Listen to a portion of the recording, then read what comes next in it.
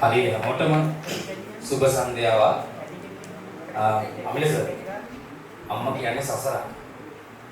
අම්මා ගැන කියනකොට මට අම්මව සංවේදී වෙච්ච ගීත දෙකක් තියෙනවා. එකක් තමයි මේ ගමට කලින් කිරු මුළුතැන් ගෙට වඩලා හැම අම්මා කෙනෙක්ම අපි ඇහැරෙන්න කලින් ඇහැරලා අපි නිදාගත්තට පස්සේ නිදා ගන්න. එයා කීයටද නිදාගන්නේ? එයා කීයටද ඇහැරෙන්නේ? එයා නිදා ගන්න නැද්ද කියන ප්‍රශ්නාර්ථයේ තියෙන තැන. මම මේ වැඩසටහනකට මව ගැන කියපු වැඩසටහනකට ගියපුවාම මට අම්මා ගැන මට මගේ ජීවිතේ හම්බෙච්ච අමලස හොඳම අර්ථ දැක්වීම හම්බුණා. ඒක තමයි සියල්ල වෙනස් වුවත් තවමත් නොවෙනස් ඇය අම්මා.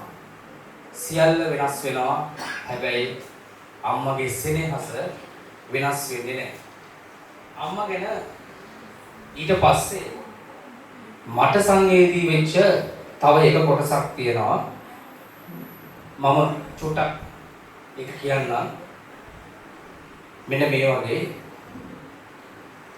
සයුරක් වගේ කිරිදුන් කෙනෙක්, වෙරළක් වගේ පණ දුන් කෙනෙක්, ඔරුවක් වගේ අත දුන් කෙනෙක්, වේනම් ලොවේ නොවයි අපේ අම්මා. ඉතින් සියල්ල වෙනස් වුවත් තවමත් නොවෙනස් ඇය අම්මා. හරි. අපි අම්මා සර්විස් ඉන්නවා.